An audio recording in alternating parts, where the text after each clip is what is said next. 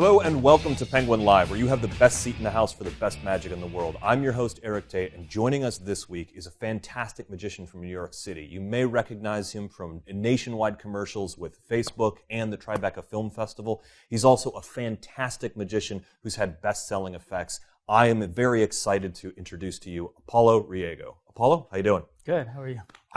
I'm very excited because we had an audience in here earlier, and you got to perform for them. But before we get to any of that, you've done a bunch of commercials. Yeah. So like big commercials for the Tribeca Film Festival, for Facebook, and a bunch of other companies. Yeah. That seems to me to be a different area of magic than sort of like walk around stage manipulation, which I know you're familiar with. How did you sort of fall into that niche, and how do you sort of approach magic for a commercial? Well, it depends on the company itself and what they need, and what they're promoting. Usually they want something very, very visual. So card manipulation helps with that. Sometimes they ask you to produce things that you never thought you'd want to produce, like the one for Tribeca Film Festival.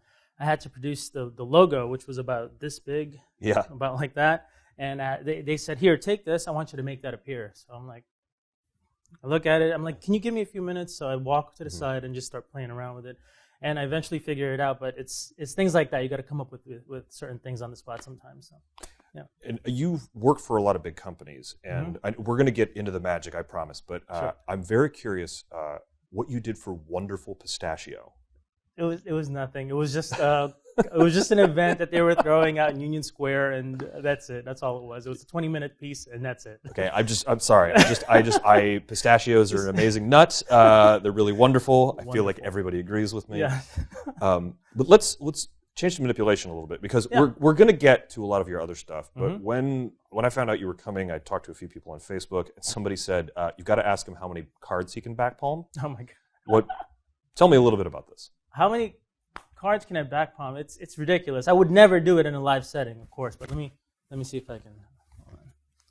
It looks really, really dumb, but just for the sake of this is 52 cards. Okay. The answer is 52 cards. The answer is 52 cards. So it looks like this. It's really looks ridiculous. Okay. Wow. That's an entire deck. That is an entire deck, and it's not just it's also a manipulation deck. No, it's not a manipulation deck. I think that is the important thing here to note. That is not a manipulation deck. This is a regular B deck, and untreated. I don't use any powder, nothing on it. It's straight out the box. Okay, so I'm curious as to why you do manipulation on beast mode, because that is it's an ordinary B deck. Yeah. You're not treating them. You're not like it. It also, if I can feel them. This like you haven't take these and like scraped off this stuff with a ruler or anything like that. No. How did you end up doing manipulation? This seems like it's more difficult than it needs to be. I guess is what I'm asking. Yeah. Why are you manipulating cards this way? Because it's cheaper. It's cheaper this way. Because at one point, before anything, I started learning with manipulation cards with the Norm Nielsen ones. They're ultra thin. Yeah. And so you can back palm the whole deck, no problem whatsoever. And they were already treated with some fanning powder. Yeah. Yeah, already on there, and it's just to get the technique right. I started using those, but then it got a little bit expensive, especially with people start picking up the cards and they start putting them in the pockets, and they're like what, $10, $12 a deck per deck. So I said I can't do this because this is getting really expensive. So I started using the B deck. I started adjusting my technique to the B deck.